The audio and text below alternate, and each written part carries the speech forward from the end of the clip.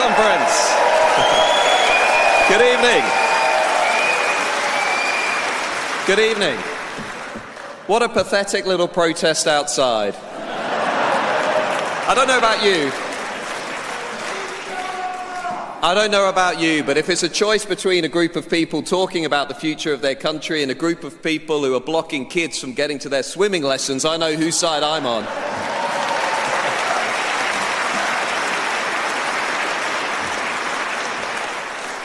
Listen, conference, my name is Matt Goodwin and I want my country back.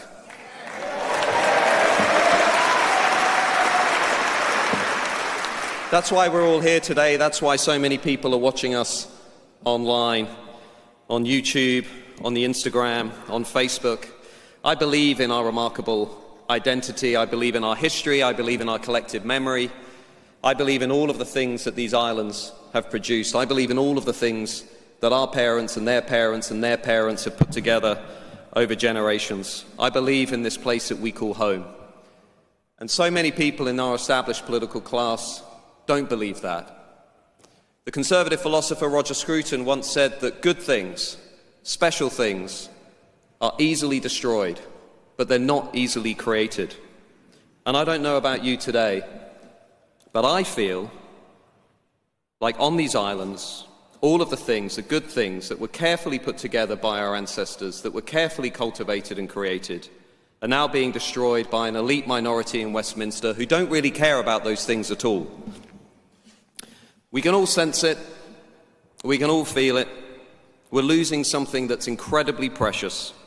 And I think that feeling, that mood, that palpable sense that we wake up with can be summed up in 5 words. We want our country back.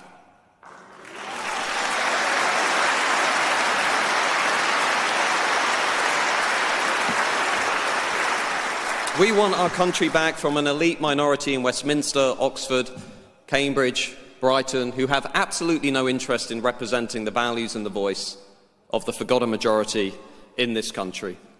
An elite minority in both the Labour Party and the Tories that over the last 30 years have jammed an extreme political project down our throats.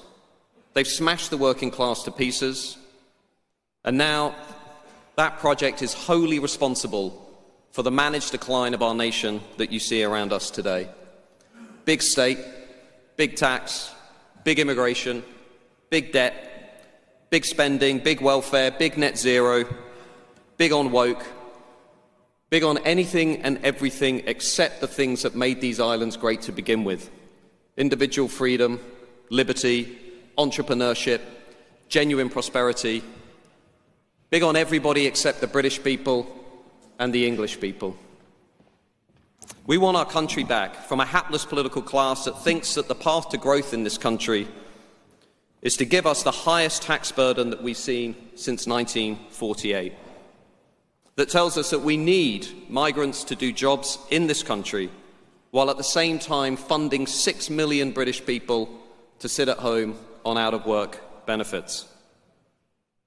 A government that just increased taxes by another 40 billion, that is planning on increasing spending over the next few years by 32 billion, and which just gave 19 billion pounds, or pledged 19 billion pounds, to give our own territory away to the allies of China. It's absolutely outrageous.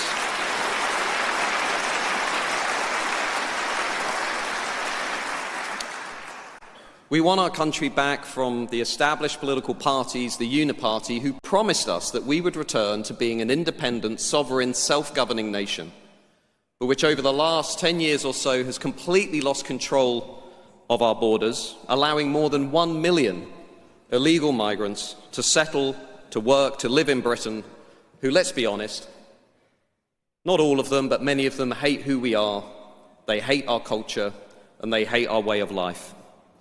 Just look at some of the utterly disgraceful things that are happening in Britain today. We just took winter fuel payments of pensioners in this country, while wasting £5.5 billion every year on our broken asylum system, which Keir Starmer, Yvette Cooper and Labour refused to fix. It's absolutely outrageous.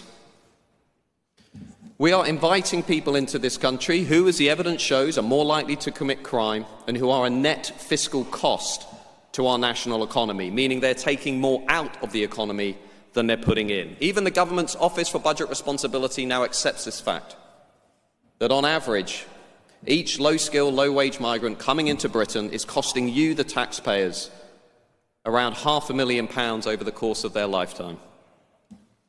We want our country back from the terrible Tories who spent 14 years telling you that they would lower legal immigration in this country, that they would deliver high-skill immigration, only to then, under Priti Patel, Kemi Badenoch, Boris Johnson, open the floodgates to masses of low-skill, low-wage migration, nearly 90% of which is now coming from radically different nations, if not incompatible nations, outside of Europe.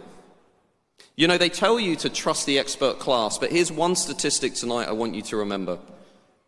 Since 2021, of the millions of people who have come into this country, only 15%, 1-5, came in on high-skilled worker visas. 15%. Westminster is actually lying to you, claiming that migration is driving prosperity, it's driving our economy, but it's not true. And from January next year, the millions of people who came into this country will start to apply for something called indefinite leave to remain. In other words, they will stay here forever, having access to the NHS, student loans, the welfare state, and they'll be able to bring relatives in. Now, according to one report by the Centre for Policy Studies last week, that's going to cost British taxpayers £234 billion over the next few years. £234 billion. That's what our children are going to pay, and that's what their children are going to pay. The Tories very nearly destroyed this country when they were in office, so let me ask you a question. If you invited an architect into your home, and they very nearly destroyed your home, would you invite them back? Of course you wouldn't. So don't invite the Tories back.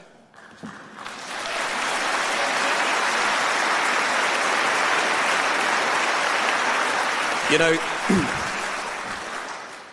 we want our country back from an elite class that is spending £15.3 billion every year on foreign aid, that is sending money to help obese children in China, climate farms in Nepal, LGBT campaigns across Eastern Europe, but won't use that money to help pensioners here in Britain, to help people who have played by the rules their entire lives and who have paid into the collective pot.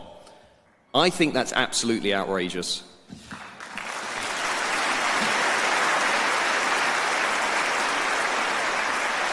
And I don't know about you, but I think the fact we're still spending billions of pounds or wasting billions of pounds overseas is especially appalling, given that we are treating British people in hospital corridors and car parks in this country. It is absolutely despicable. We want our country back from a sprawling managerial and bureaucratic class in the public institutions, like the National Health Service, that on the one hand tells us it's cash-strapped, but on the other hand can find tens of millions of pounds for diversity and equality jobs. It's absolutely outrageous. This is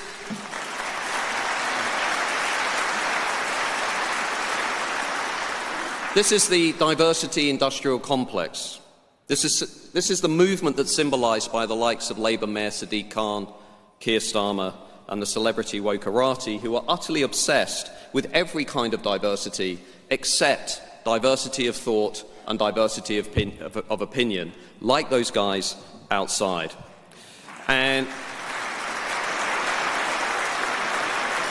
what they want you to believe is that the only thing that defines nations, you have to understand what's going on in the West today. What they want you to believe is that the only thing that defines our nation is that we celebrate diversity. Diversity is the new conformity. But as the academic Francis Fukuyama once said, if the only thing that's holding a nation together is that you celebrate diversity, it's like saying you have no real identity of your own. And we have a remarkably unique and precious identity, history and culture in this country, and we don't want that to be reduced to the bland celebration of diversity. We want our country back from all of those activists, lawyers, judges, foreign courts, non-elected quangos who use the ridiculous laws created by Tony Blair to allow foreign murderers, rapists and other criminals drug dealers, illegal migrants to stay on our streets, and a legal class who are using our own laws to make our home less safe. Do you know, the writer Thomas Sowell once said, immigration laws are the only laws that are ever discussed in terms of how to help people break them. Just think about that. That's what's happening in this country right now. We have an activist legal class that is more interested in helping people who break our laws than defending the people who respect our laws.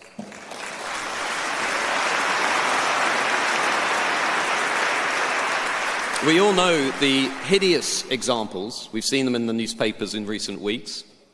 The illegal migrant from Turkey who stabbed his wife to death was allowed to stay in the UK because he said that if he went back to Turkey, his in-laws might not like him very much.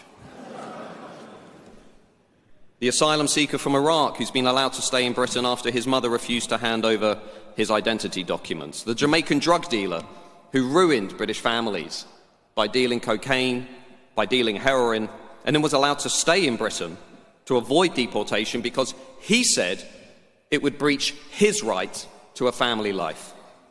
The Albanian criminal who was allowed to remain in the UK because his son might not like foreign chicken nuggets. It would be funny if it wasn't so tragic. The lady from the Caribbean who illegally overstayed her visa in this country and then was allowed to stay after claiming that her Latvian husband might find the Caribbean too hot and might not like Caribbean food. I've said it before and I'll say it again because, conference, this is deadly serious. It's not just a joke. A nation that cannot control its own borders, a nation that cannot remove foreign criminal offenders from its streets is no longer a serious nation.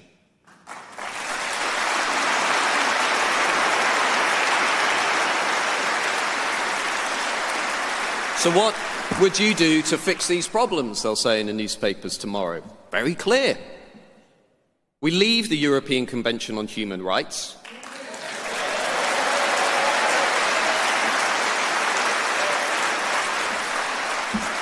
We reform Tony Blair's ridiculous Human Rights Act. And we make it clear that our overwhelming priority in this country is to keep people who come from this country and their children safe and secure. That's our priority.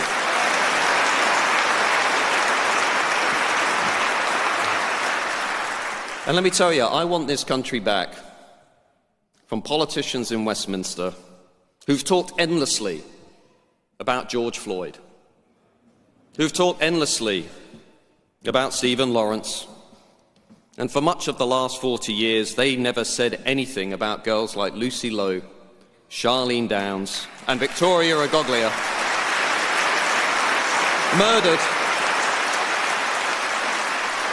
murdered by the Pakistani Muslim grooming gangs, or let's call them what they are, the rape gangs, and people like Thomas Roberts, a young aspiring Marine. He was murdered by an Afghan illegal migrant. Everybody in this country should know those names. Everybody in this country should know those names.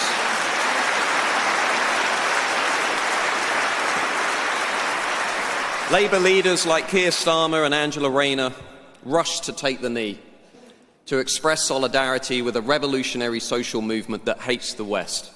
And now they can't even bring themselves to hold a national inquiry to bring those girls and their families the justice they deserve. It's outrageous.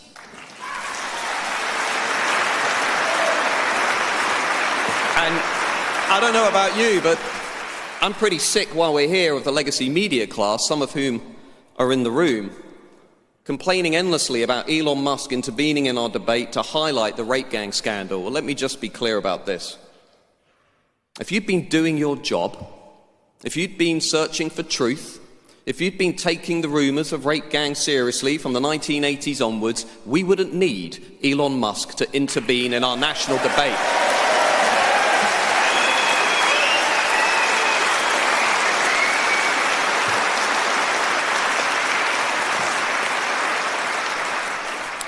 And now now Keir Starmer, remarkably over the last few days, our Labour Prime Minister, has the gall to say this movement is a dangerous movement.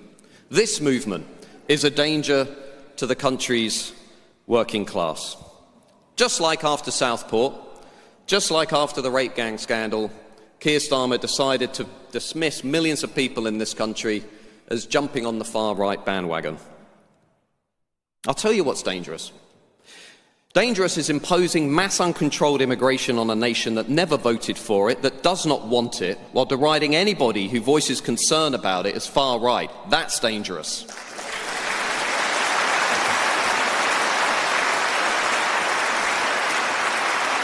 Dangerous in this country, Keir Starmer, if you're watching, dangerous is turning a blind eye to Islamist marches every week on the streets of these islands, while expanding definitions of Islamophobia to shut down legitimate and entirely acceptable debate about why we have an estimated 40,000 Islamist jihadis in this country, why we have Sharia courts in this country, and why we have Islamist sectarianism in our politics. That's dangerous.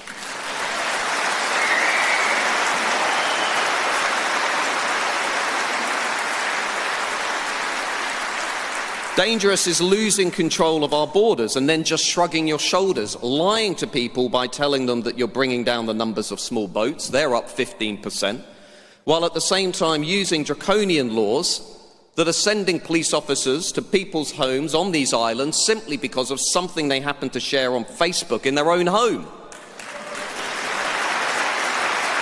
That's dangerous.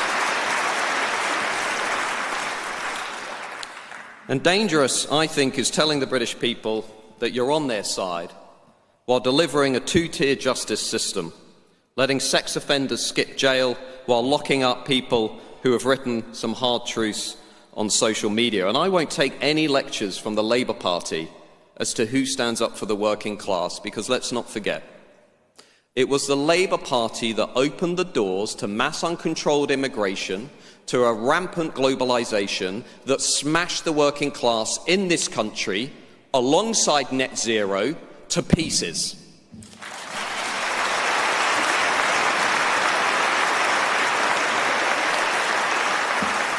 So look, conference, I want my country back, and I know that you want your country back. And if you look at the polls today, then I'm telling you, we are going to get our country back.